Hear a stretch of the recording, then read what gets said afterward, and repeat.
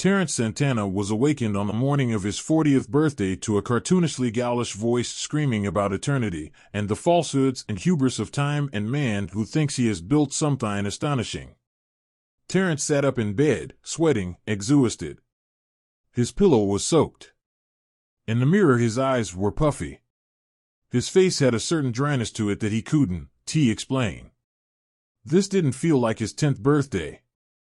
Nor did it hold any of the energy of his 20th or 30th birthday. This time was a bit of a drag. No one around. Wife long divorced now, it had been nearly half a year since he had seen the kids. It was time for a change. It was time for that epic life thing Terry always promised himself that he would do when his bank account hit a certain number. It had long surpassed that number actually. With the business practically self-sustaining now and life being this kind of lackluster doldrum of hum and bulldrum. So this was it. The vacation. Well deserved. Terence always loved hiking, especially in the fall. Cold and wet, with the brown leaves falling. There is a certain aroma to the Appalachian Mountains, something that reminded him of his childhood. The air, the sky, the smell of the trail. Maybe deep within the subconscious is hidden a nugget of memory.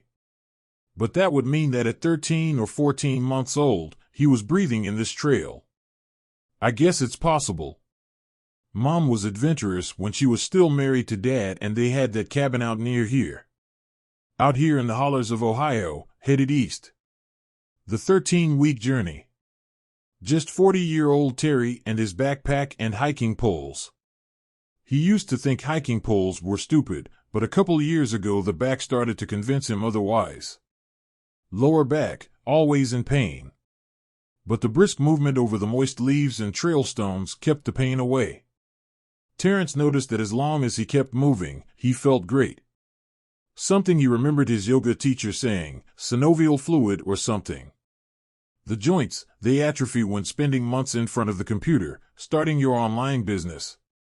But now we are far from that. This is our birthday vacation. Not a soul in sight. Saw a crow perched on one of the trees that had already fallen all its leaves. The jetting nature of the outstretched branches always reminded Terence of witches' claws, outstretched and clawing for the very soul of you. He tried to caw at the crow. The massive black bird fluffed its wings and looked the other way, almost as if to purposely diss Terry in his attempts at camaraderie. Oh well, we have time. I'm sure it's a vibe. We just got to tune back into nature. This was the first day. Excitement was on as all the camping equipment was new and fresh out of the box. Fresh tent smell and the vinyl of an inflatable air mattress created a jarring variant to the smell of the woods. The first night was filled with hoots and howls of coyotes and owls. Terry was so excited, he had to piss in a bottle, for he did not want to go through the ritual of unzipping the tent and disturbing the natural ambience of the nature alive, surrounding him in full 360 degrees. The blackness was not something this city boy was prepared for. Pure, thick blackness. Like someone put oil in his eyes. Which Terence promptly closed because he started to hallucinate shapes and colors moving in front of him. He remembered the podcast he heard about sensory deprivation tanks. The wisdom of knowing that these geometric patterns that are seemingly floating before me in this translucent and ever-morphing state is really just the rods and the cones of the iris stretching and pulling to try to perceive any kind of light. In the process of their flexations, they actually produce their own pretend light. He would soon be off into dreams as well. Years ago he practiced lucid dreaming and knew how very real dreams could feel. He recalled the time he bent down to touch the gravel on the ground. He could feel the grit between his fingertips. Yet he knew simultaneously that he was in a soft bed, lying flat. Both realities coexist, only one is happening completely within the mind. Wild vivid fantasies unfold all through the night. Dreaming of slimy red things, getting caught and dragged. Like artificial vagina lips stretched and pulled. There is the dark city and the nightlife and the punk rockers.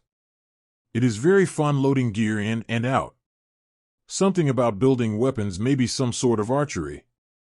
And then there's this map, and there is this old pyramid on the north end of the map. It looks like it had its top cut off and it has been overgrown with grasslands, but nevertheless someone is pointing to the map and saying that they had a really bad feeling about this area. Ordering beers and running around with different friends. Then it all blurs out and suddenly I realize that I am in my tent. Everything is cold and damp from the humidity of a night full of heavy breathing. Visions of flesh, being dragged over sewer grates and pulling into a pink spaghetti still waft through my mind as I sit in silence, assessing if I was ready to get up or not. Being ready to wake up when the dawn ain't really up yet, and the sky is all pink and blue. Then that feeling when you poke your head out of the tent finally and get hit by the ice-cold dew that was accumulated around the rim of the zipper. Feels like cold hard fingernails digging angrily into the back of your soft supple neck. Enough to put a cold icicle down your spine. The rest of the morning was glorious. Coffee brewed on the fire. The first of a series of MREs. Breakfast burritos in a bag. Can you believe it? He laughed as he remembered ordering these ready-to-eat meals from the computer. Now he is 1,000 miles away. The beginning of a new journey. A new crossroads in life. I'm at a crossroads in life. I know what to do, but the feeling of change is overwhelming. I need to find a new path. But I'm not sure what that path is. I feel lost. I know what I need to do, but the feeling of change is overwhelming. I need to find a new path, but I'm not sure what that path is. I feel lost, but I have faith. Completing a hike takes hours of walking over mountains, but it can be tough work that you eventually get used to. The length of the hike will depend on how much time you have, but it is absolutely worth it. The scenery is amazing, which provides the perfect escape from everyday life, and the exercise will make you stronger. While hiking solo might sound like a fun idea, there are some precautions which you need to be aware of before work with an AI writing assistant. You need to let someone know where you're going and what your plans are in order to keep them up to date on any changes should the need arise. It is also good to understand how long they can expect it will take you before they see or from you again. There is a wide array of reasons that cause people to be scared, afraid, or just nervous about traveling by themselves on a trail. Some can be media scare jobs on people, some worry about animals, many fear being lost, and then there is hitchhiking, which causes people stress and anxiety. We all know how the fear pushes happen about wild bush people or similar who kidnap and kill people all the time in the woods, but this is all just more a hype machine than based on overall truth. Just like in your neighborhood or big city, there probably are less trustworthy people. That's basically unavoidable, but we hikers like and care for each other, so if you're in distress, the best is to look for someone around and call them over. The reality is very different from what is being reported on TV or in newspapers. Violent crimes against hikers are extremely rare. The majority of people you encounter on the trail will be friendly and willing to help. If you do encounter someone that is giving off bad vibes or is making you feel uncomfortable, don't hesitate to get yourself out of there by any means necessary. After falling into a pit, 30 feet deep and 3 feet wide, Connor is determined to find what secret it hides. Each day he digs down another 5 feet. He strikes bottom when the rain starts pouring. The powerful rain kicks up soil, 5 inches deep. Connor realizes he's under where the historic John Brown Fort was established in 1859. Several of those who fell with him are still down there, and some is breathing. He excavates another 5 feet. The soil, easy from rain and all the dirt from the days of digging, caved in and covered his nose and mouth as his panic increased for a good 15 seconds.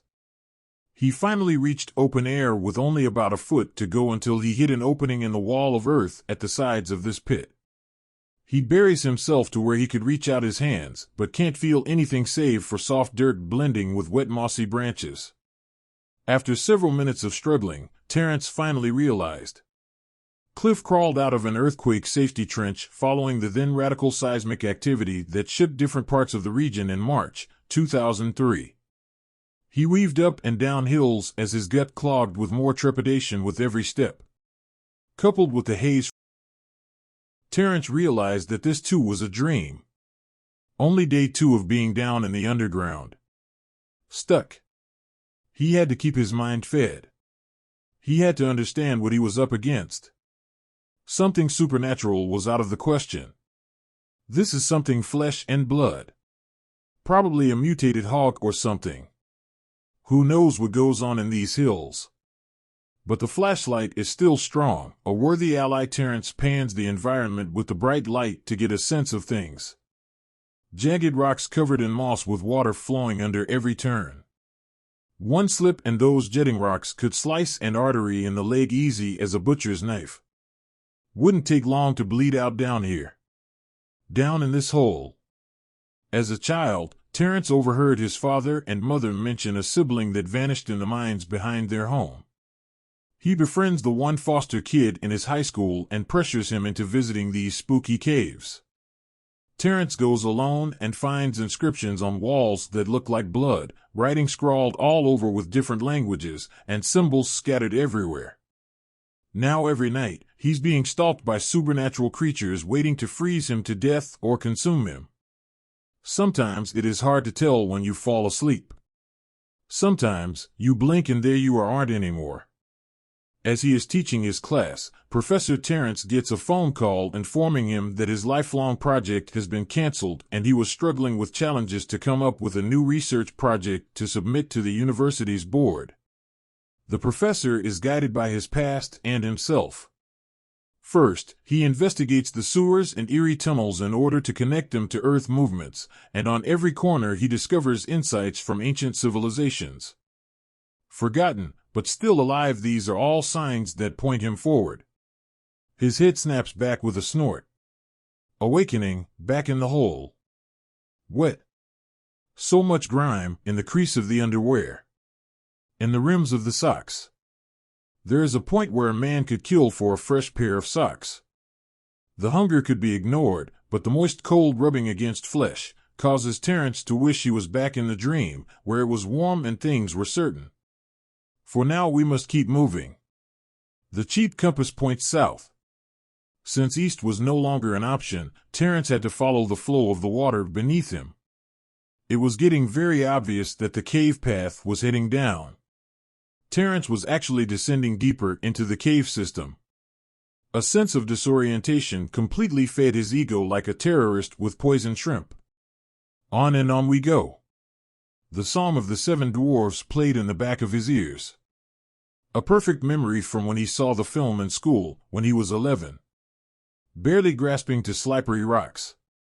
Terrence enters an area of the sewer only for himself because it has been locked for generations by order of an ancient curse inscribed in the stones of the place.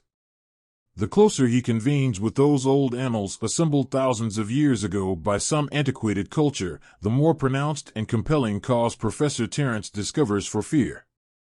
In light of potential fate, how should this wise intellectual respond? A horrific roar. Perhaps a crocodile person. The sudden onslaught of footsteps running and splashing in great anger, getting closer. Like a predator-free train, getting louder.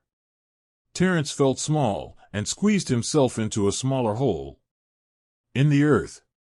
Rennie, Rennie. The voice repeated.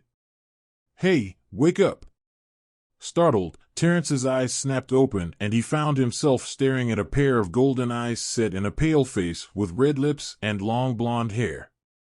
The girl leaned down so that her face was in line with his and smiled at him.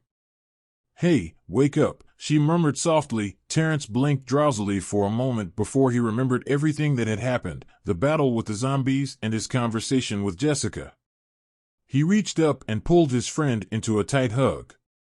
I thought I was going to die, he whispered into her hair. She nodded against him. Yeah, Terrence snapped back again, now feeling a cold rock pushing into his neck. He felt like he was laying this way for hours. It took every bit of strength to sit up. He could feel the blood slush out of his head. In the distance of darkness and almost sounded like splashing. Could it be a waterfall? Terrence stood up like a machine, unstoppable. To continue towards the sound of the water, that might lead to an opening and a way out of this mess. He could use his credit cards to crawl back to town and buy some fresh dry clothes and a new towel. How he wished he could have a new towel wrapped around his neck. Just to have one dry item to wipe the sweat and grime from the back of his neck. Sweaty and stinging, all he could do was rub on it with his already puffy moist fingers. Dreaming was normal battles when Professor opens gate to other side.